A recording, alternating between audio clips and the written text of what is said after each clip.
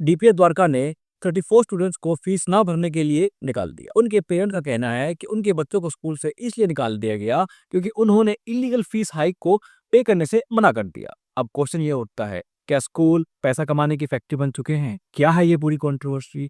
Legal framework क्या कहता है इस पर? आइए समझते हैं।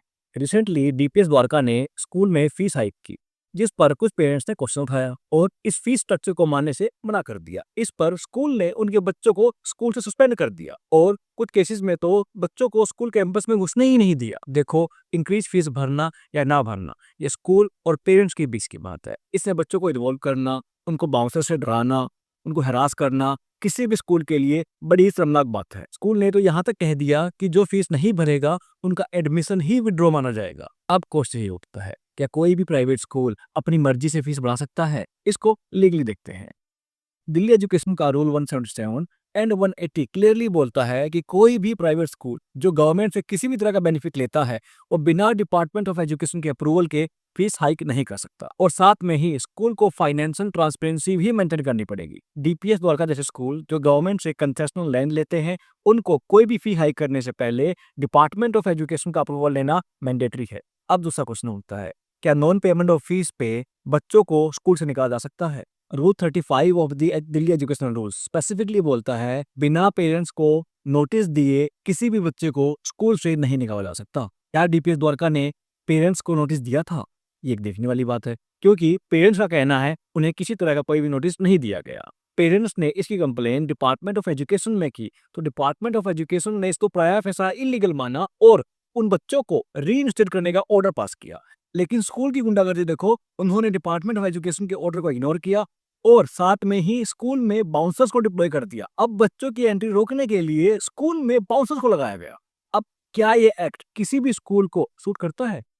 जहां स्कूल का काम है बच्चों को एजुकेशन देना, वहां पर उन बच्चों को बाउंसर से डराना क्या किसी भी स्कूल को शोभा देता है?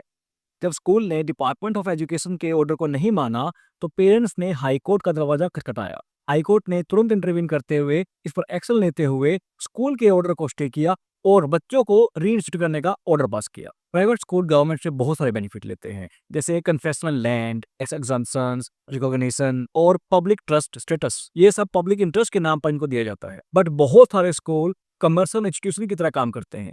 जबकि इनको सारे बेनिफिट पब्लिक वेलफेयर को कंसीडर करते हुए मिलते हैं और इनकी पब्लिक अकाउंटेबिलिटी भी होनी चाहिए। इसी को नजर में रखते हुए दिल्ली सरकार ने एक फी रेगुलेशन बिल बनाया जिसमें इलीगल फी हाइक को लेके स्पेसिफिक प्रोविजन है। जो भी स्कूल इलीगल फी हाइक के बेसिस पे किसी स्टूडेंट को बाहर निकालेगा उसके ऊपर पर स्टूडेंट 50,000 रुपए तक का फाइन होगा। साथ में ही हर स्कूल में एक पेरेंट्स कमेटी होगी जो फी हाइक के मैटर्स में डिसीजन मेकिंग का पार्ट होगी। अब वक्त आ गया है इस बिल को एक्ट बनाने का ताकि कोई भी स्कूल किसी बच्चे की एजुकेशन के साथ खिलवाड़ ना कर सके। उनका मेन पर्पस होता है एजुकेशन इम्पार्ट करना, ना कि प्रॉफिट मेकिंग कॉर्पोरेट की तरह काम करना। बच्चे देश का भविष्य होते हैं, इनवॉइस नहीं।